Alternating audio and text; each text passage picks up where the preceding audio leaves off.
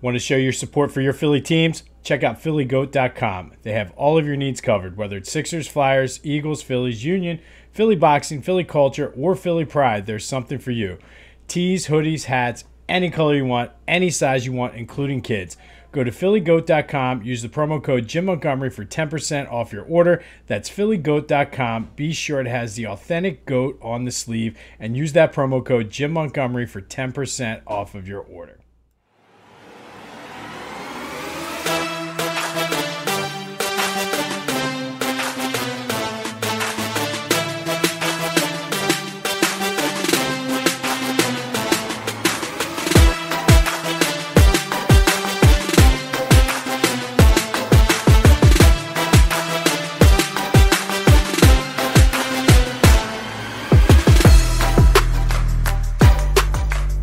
What's up, everyone? Welcome to Back to the Future, the podcast that takes a trip down Philly sports memory lane. I'm your host, Jim Montgomery. Welcome to episode number 57. Thank you so much for being here. If you have not done so already, please like and subscribe this so you can stay in the loop. I have some things I've been working on in the background. I've been so focused on the Philadelphia Sports Hall of Fame stuff, though. Some of the things are starting to roll out slower than what I thought. Working on some technical stuff, but just be sure to like and subscribe. That way you will stay in the loop. Speaking of the Philadelphia Sports Hall of Fame, we've been focusing on this day in Philly sports history, my other podcast, just honoring the 2023 induction class, going over their 20 for 20 that they're doing. And then I picked 5 people that I think will be in the Philadelphia Sports Hall of Fame at some point after their careers are over. Be sure to check out This Day in Philly Sports History, obviously every day, for your daily Philly sports history lesson. That's available wherever you get your podcasts, as well as on YouTube. Be sure to like and subscribe to that as well.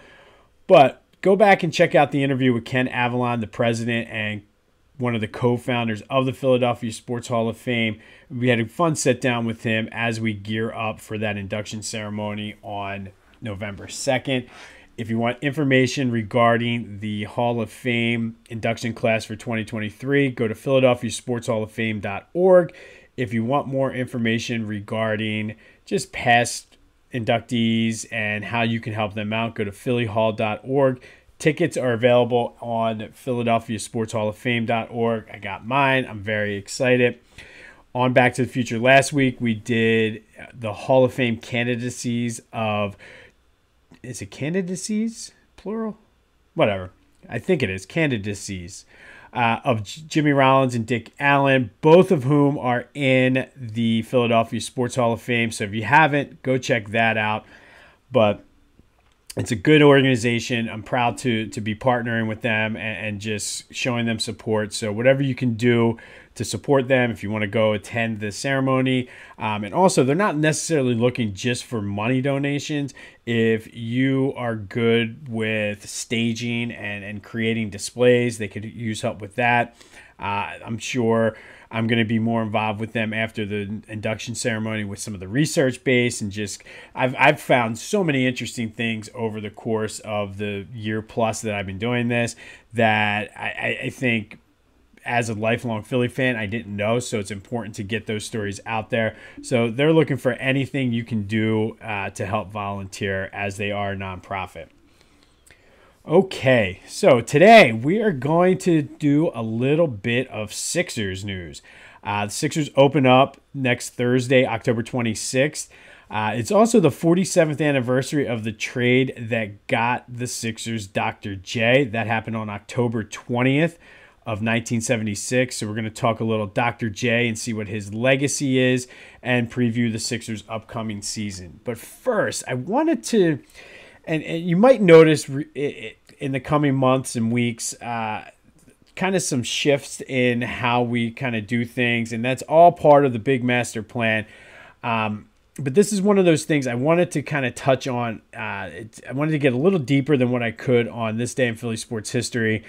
But the other day, Notre Dame athletic director Jack Swarbrick was on Capitol Hill. I guess they were having an NIL hearing because I don't know if the NCAA went to Congress. Congress came to the NCAA. I don't know. Sometimes our Congress, and I don't want to get too political because this is not a Republican or Democrat thing.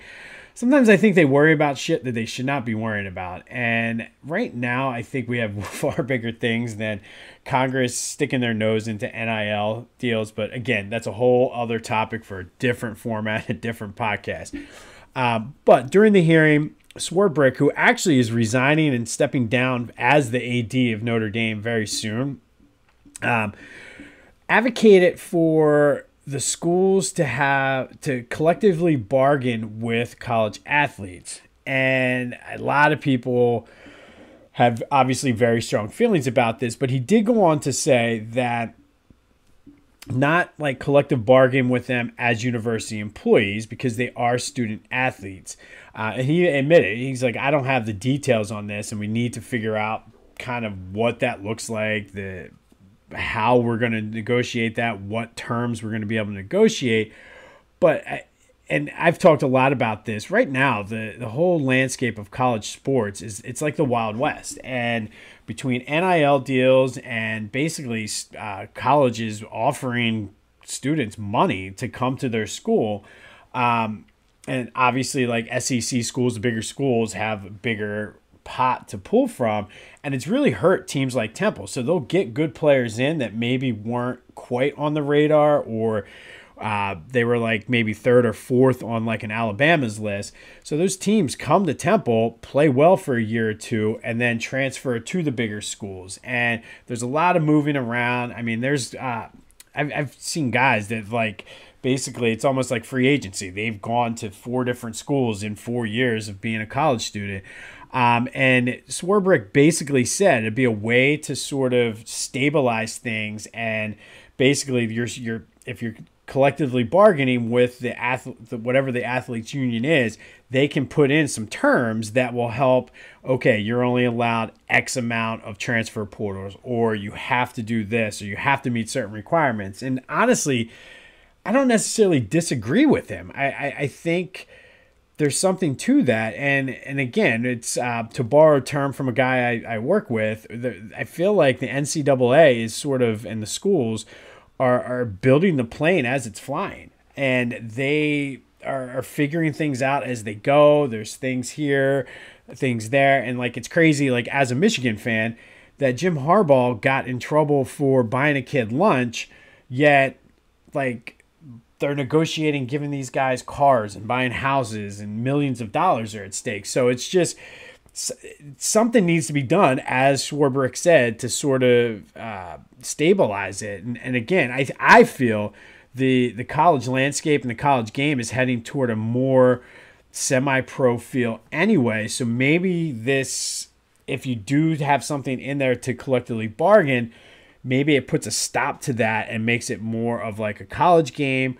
Maybe the NCAA wants it to go toward the semi-pro and have the 4 or 3 super mega conferences and basically push the little guys out. Maybe it's something that the little guys can do.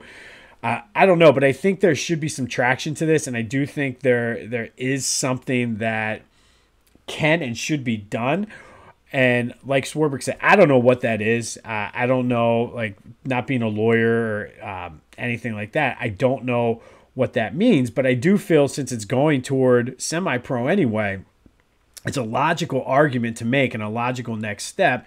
I think maybe it could even the playing field. So a team like Temple, who really, it's no secret, I feel like they put all their eggs into that football basket and got screwed when the Big East basketball schools left to basically start the Big East.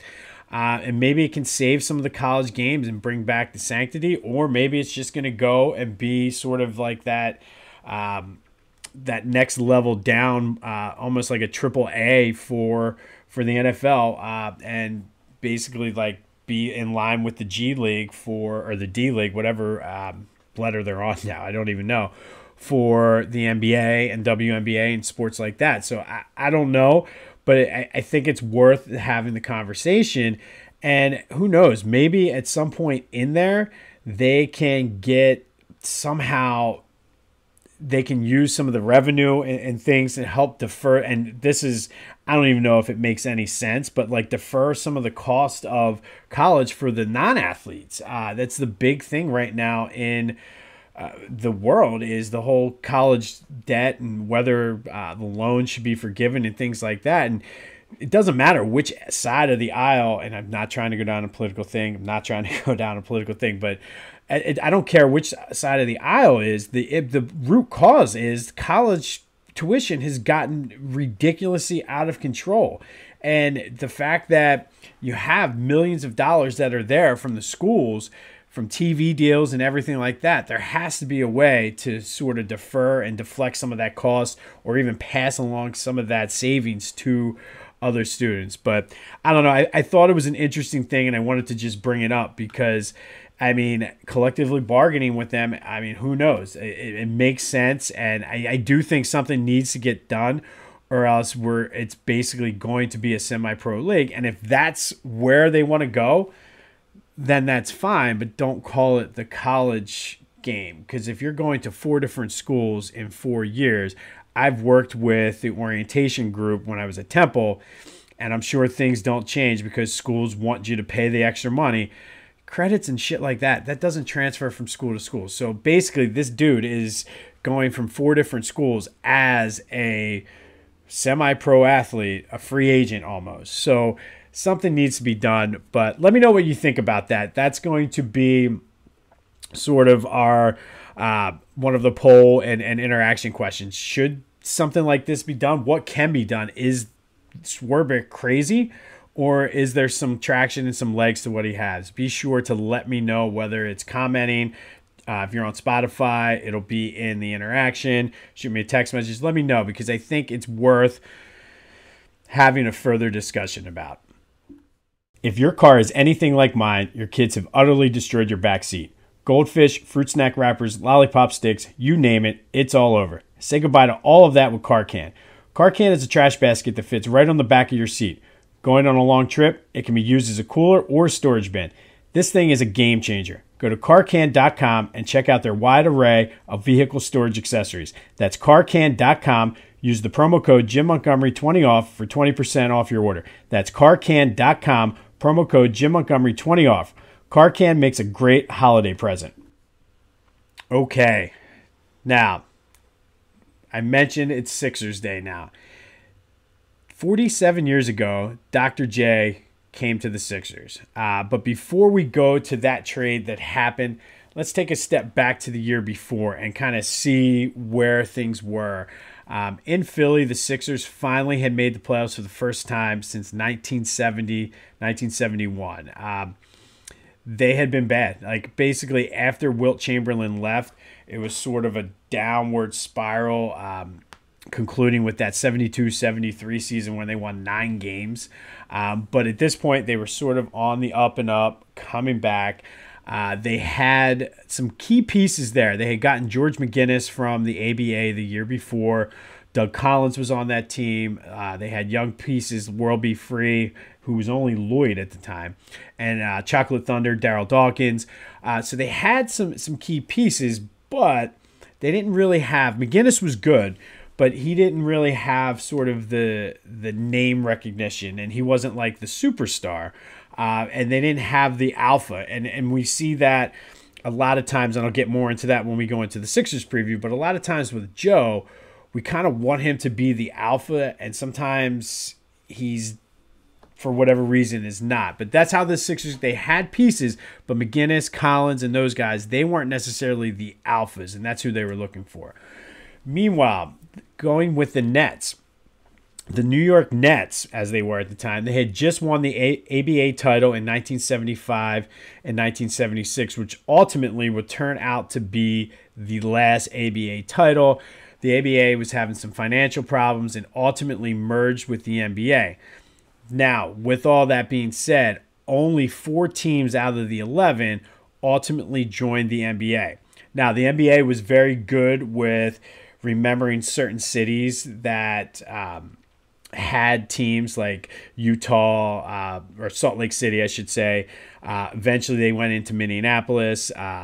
New Orleans. So some of those places, Charlotte, I think, was one. So they went into the places where eventually the ABA teams were, but only four: the Spurs, Nuggets, Nets, and Pacers joined the NBA after the league folded. Now, what happened to all those players? Well, some were put in the draft and others were free agents. And I couldn't find a clear answer as to how and why they chose. I don't know if they basically said, here's an ABA draft, and the guys that weren't drafted became free agents, or how that worked. There was a lot of just ambiguity about what the process was. But either way, some of the ABA players were drafted, others became free agents, and none of it made any sense to me. So the Nets they were playing in New York. So in the process of figuring out how they're going to get in the NBA, they had to pay an NBA fee and this, that. The New York Knicks demanded that they paid them $4.8 million, basically for, it sounds so funny, like a mob movie, but infringing on their territory. So ultimately, the Nets weren't going to be able to play in New York unless they paid the Knicks $4.8 million. Well, they also owed the league like $3 million to join. And they were already in financial trouble to begin with. Oh, and by the way, superstar player for the Nets, Julius Erving, also known as Dr. J, was owed a raise promised to him by the Nets owner. And ultimately, I mean, we've all been there. You have all this stuff coming due at once. They couldn't afford it all. And obviously, they wanted to play, so the $4.8 million was top priority, or the $3 million to get into the NBA was top priority. They already had places and everything set up in New York, so they had to pay the $4.8. Dr. J was the one that kind of got screwed out of his money. So just like players do today, when they don't feel they're getting paid, they hold out. Look at James Harden right now. And he wanted his money. He felt he was promised it. Sound familiar? But he felt he was promised and said, I'm not playing for the Nets. So the Nets said, okay, hey, New York, went to the Knicks. We'll give you Dr. J straight up for 4.8 instead of the $4.8 million. And in probably one of the most bizarre, and I don't know why, and the Knicks said no. They wanted their money. So basically, now the Nets they're playing in New York. They still owe 4.8. They have to do something with Dr. J, because ultimately, without Dr. J, are they going to be able to sell tickets? So here comes what happened next. So obviously, the Nets were looking to get rid of Dr. J to get some money in order to play in the NBA. So the Nets basically said, the Sixers swooped in and said, hey, we will pay, or we'll give you $3 million for Dr. J. That basically took care of their money to get into the NBA. And then we'll pay Dr. J the raise, which was $3 million. So that was basically the trade. And the Nets got to stay in the NBA. Dr. J got his $3 million, so that's part of the reason why he wore number 6. He got $6 million in total. He wore number 6 for the Sixers, and that's $6 million. So the Sixers ultimately paid the Nets $6 million. Paid $6 million for Dr. J. $3 million to the Nets, $3 million to Dr. J. Worked out pretty good, I think. But and we talked about this last year before the playoffs, but the Nets have the Sixers to thank for being a franchise today. So it's almost kind of like, don't you forget what we did for you. I don't know why they would do that, but it's just kind of one of those cool things. So fast forward then to the 76-77 season. I told you before, Dr. J was the superstar. He was hands down best player in the ABA, and it didn't take him long. It was a different style of play. The ABA ultimately led to like the 3-point line, more of like the high flying slam dunk, sort of like they took some of the best parts. It wasn't long before like the 3-point line, and we all know Dr. J and the high flying. They took the slam dunk contest from the ABA. But Dr. J quickly acclimated because he was a great player and became one of the best players in the ABA or NBA. Sixers that year were number one in attendance. Dr. J was like the most marketable player in the league. He was like the endorsement Michael Jordan guy before Michael Jordan was Michael Jordan. And back when endorsement deals for athletes weren't necessarily as big as they are today. But on the court, it made a difference. So like you put Dr. J with George McGinnis and Doug Collins, World B. Free, Darryl Dawkins, and they had a really, really good team. Then you had bench players like Steve Mix, who I don't know why, maybe because he was one of the color analysts for the longest time for the Sixers. I love Steve Mix. He probably wasn't nearly as good as I make him sound to be, but damn it, Steve Mix was coming off the bench. But the Sixers went on to win 50 games, went to the NBA Finals, and then got up 2-0. And then they subsequently lost the next 4 games to Bill Walton and the Portland Trailblazers. But Dr. J made an immediate impact for the Sixers. And I mentioned about him being a marketable guy. He came out and the Sixers said, "We owe you one." And that was like their marketing campaign for that 77-78 year. Unfortunately, they didn't pay it back that year. But they did get to the finals in 79 and 80. 81, 82. So he was getting them there. He just could never quite get over the top. So ultimately, I mean, on the anniversary of Dr. J coming to the Sixers, and we've talked a lot about some of the things, he won our Who Wore It Best #6, but he finally got the championship in 83. He finally paid us back for what he owed us in 1983 with the help of Moses Malone. He's one of the most iconic players in Sixers history. He's borderline a top 10 player all time in the NBA. I definitely would give him top 15. He's just, I think, just outside the top 10, but I easily put him top 15. At worst, top 20. But should he have won more? And I guess that's sort of my question for you. Should he have won more? And I don't know. Philly was a championship-starved team. I mean, for the Sixers, the last time they won a championship was 66-67 at that point. The Eagles, the last time was 1960. Up until 1980, the Phillies had never won one. The Flyers won 2 and just could never get over the hump. So this is not to take anything away from Dr. J. I feel like he is probably – it's tough. It's him, Iverson, and Barkley, and I don't want to rank them. That's another topic for another podcast.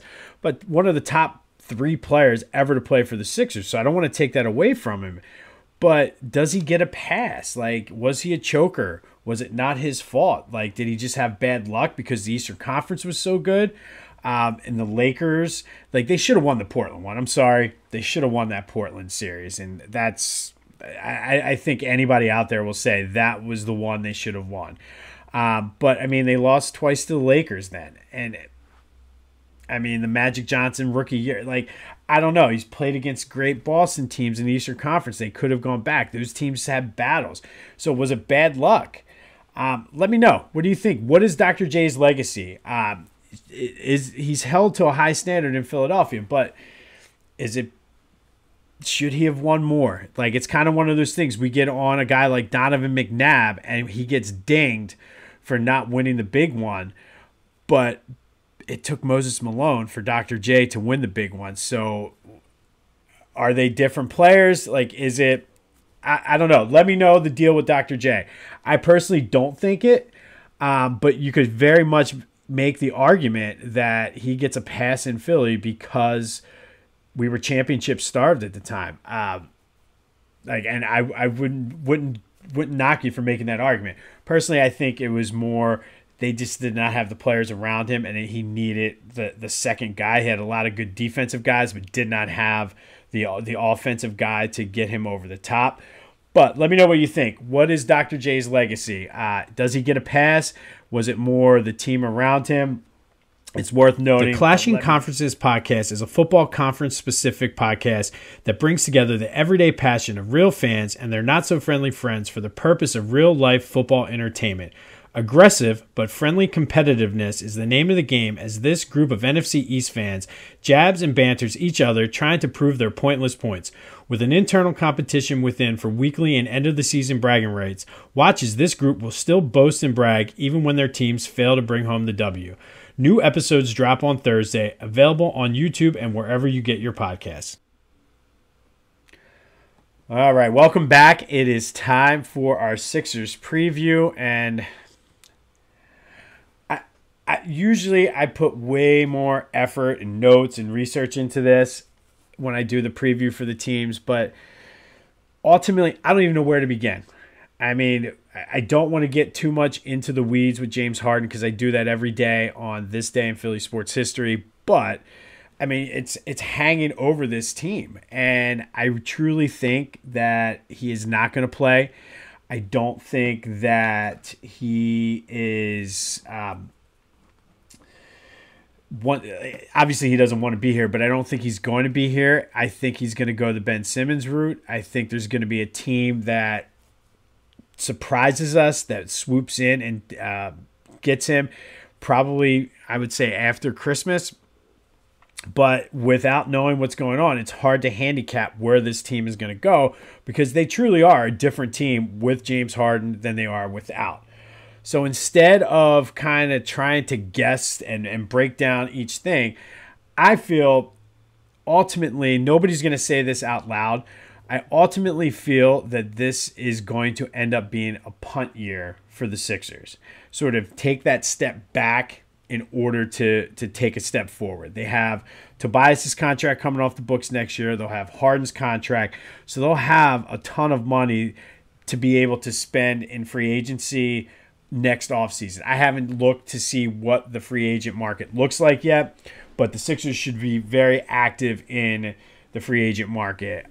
But ultimately, like an unofficial punt year, and almost back to the days of the whole purgatory, and obviously things can happen, you never know, but they're not going to quite be like a 7 or 8 seed, but they're not going to be a 1 or 2 seed. So that's kind of where I see them, but like they could get as high as 3 maybe if things sort of work out. They could go down 6 or 7. I think 4 or 5 is likely. I think in the East you have Boston and Milwaukee. And then, truthfully, I think the Heat, the Cavs, the Sixers, Knicks, and Hawks are all sort of in that same next bunch of teams. I think the Cavs might be sort of the head of that class. So I think ultimately you're looking at the Heat, Sixers, Knicks, and Hawks for seeds 4, 5, 6, and 7. But I don't know. I mean, who knows what can happen. So I think for this, I want to tell you and talk about the things I'm kind of looking for, since I don't expect the Sixers to compete for a championship this year. So with that being said, you have to go into the season because they're going to be a competitive team. They're just not going to be one of the elite teams or a championship contender like we've had the aspirations the past couple of years. So other than James Harden, what else are we looking for? And I think the biggest question we need to see and know is Tyrese Maxey. Is he ready to make that leap into the superstar conversation? He certainly, without James Harden, is going to get the opportunities. He's also on a contract year. And I'm sure he's been watching very closely how the Sixers are handling the James Harden thing. And I think that's one of those things that you want to see how it goes, but is he ready to take that step? Is he a superstar in waiting? Can he continue to improve his shooting and kind of playing off of what he does best, which is driving? Can he kick out? And how is he going to work with Joe inside of Nick Nurse's system? And speaking of that, Nick Nurse's system, I think this is the year where he's going to be able to implement everything, which is why I say it's a punt year, but I think it's going to be a year of growth. I do a lot of positivity and motivational stuff on Tuesdays on This Day in Philly Sports History, and we've talked about learning from mistakes and learning from failure and keep putting that effort. I think there's going to be some learning curve this year with Nick Nurse introing his system, But I don't think it's a bad thing. I think this is, again, you don't really have the expectations this year as you've had the past probably 5 years. So I think it's a good time to intro that new system. And the guys have already talked about how the atmosphere and the demeanor is different than what it has been in the past with Doc Rivers. So I think that is a key component to see. How is he going to go and intro his system? We talked about Big B-Ball Paul has been shooting more and working with Nick Nurse on improving his shooting. And B-Ball Paul came out and said, yo, if I'd have shot any threes in a game, I'd have been benched for a week. So it's worth noting that I want to see how the players respond to a new coach and a new system. Obviously, the biggest question mark, as it is every year with the Sixers, is Joe's health. Is he going to stay healthy? And I think this is a pivotal year for him, too, as he's getting a little bit older, as we know that next year is going to be a big free agent year for the Sixers, and they're going to be able to bring some guys in. He needs to really step up as the leader. There are times where he sort of disappears, and whether it's when he gets frustrated in a game, you saw him kind of, what was that, game 6 last year, where he sort of they were frustrating him, and he kind of had that mopey look. I need to see him really get the others involved. When it's not falling for him, he's not getting the calls, he's not getting the shots. What can he do to get the ball to Tyrese? What can he do to get the ball to Jaden Springer? What can he do to get his teammates involved? Give it to Toby, because Toby's the same way. He gets very frustrated if he doesn't get involved early in the game. And so I think it's up to Joe, because that is contagious. So I need Joe to really step up this year. Like, yeah, great. You got your MVP now. Now step up and be an elite player. I tell my daughter all the time with soccer, she is phenomenal, head and shoulders above the rest when it comes to playing soccer. But she's always worried about scoring. And I'm like, you need to pass the ball.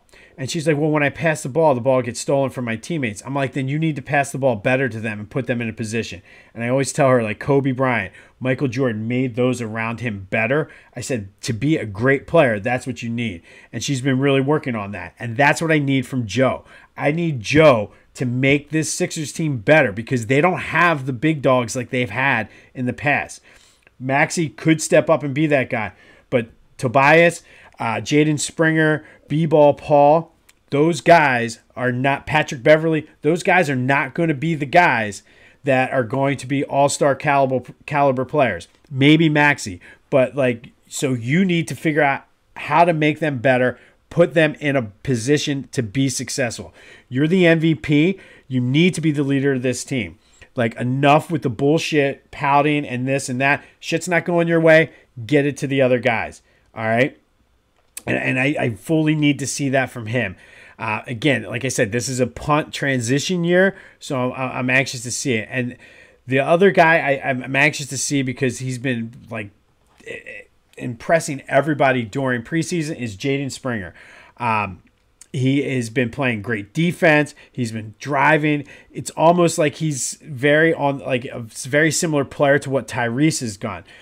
So maybe we can get Tyrese to sort of step into that James Harden role, and then Jaden Springer steps into that Tyrese Maxey role, and then maybe, just maybe, they could get up to that 4 seed or that 3 seed. You never know.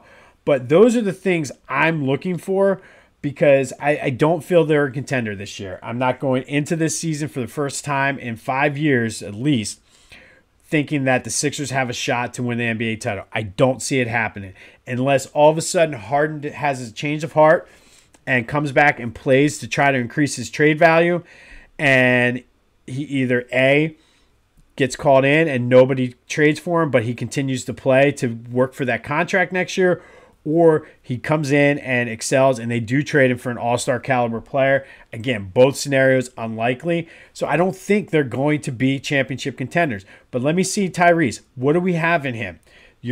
Are you going to be a superstar? I think you can be. I think you will be. But I need to see it. Joe, get your head out of your ass and be a leader. Lead this team. Make them better.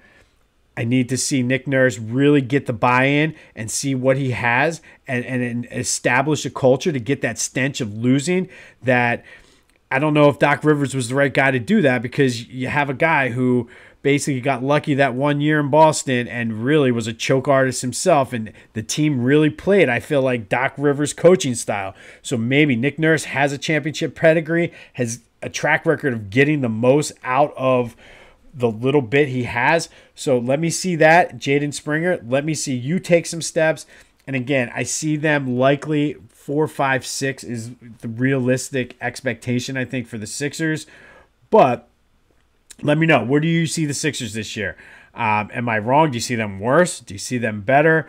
Am I crazy? Can Joe step up as the leader? Just give me your Sixers feedback. Let me know what you think. I've said it 1,000 times. The Eagles are my true love. The Phillies are my first love. The Sixers are like that damn ex-girlfriend who I can't let go. I can't quit. I break up, and then every night, lonely, coming home after the bar, give her a call. And that's where I am with the Sixers. I want them to be good. I want them to be good. So am I clouded? Am I not thinking straight? Let me know. Also, let me know about the future of college football. Should there be some sort of collective bargaining with everybody? And then, again, Dr. J's legacy. Does he get a pass? Should he be knocked the way some others have? Or is he able to just do, or does he get put on a pedestal because we were championship starved at the time that he won his championship, and everybody was just so elated that they finally gave us back what they owed us from the 76-77 season? Let me know. Be sure to like and subscribe this podcast, as well as This Day in Philly Sports History. For, every day, make sure you're listening for your daily Philly sports history lesson. In October, as I mentioned, we've been spotlighting the 2023 Philadelphia Sports Hall of Fame induction class. They're 20 for 20. It's their 20th class, and they now have 20 different sports represented. And then my 5 that will be in someday. November, I think what we're going to do is take a look at some of the most disappointing athletes in Philadelphia sports history, guys that came in with a ton of hype but just never lived up to it. Be sure to check out the archives. This is episode 57. We got a ton of content. Most of it is because it's not necessarily a daily thing. It's more based in the history. We take that trip down Philly sports memory lane. It's relevant, so go back if you're bored on a rainy day or at the gym or out for a walk or a run or a long car ride. Be sure to check out our archives.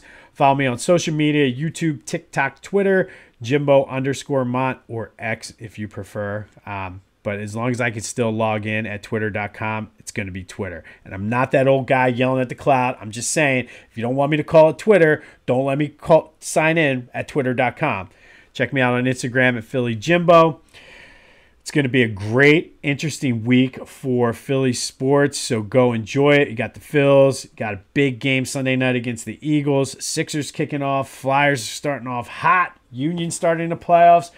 Go enjoy. This has been Back to the Future. I'm Jim Montgomery. Go have yourselves a week, and until next time, I'll see you when I see you.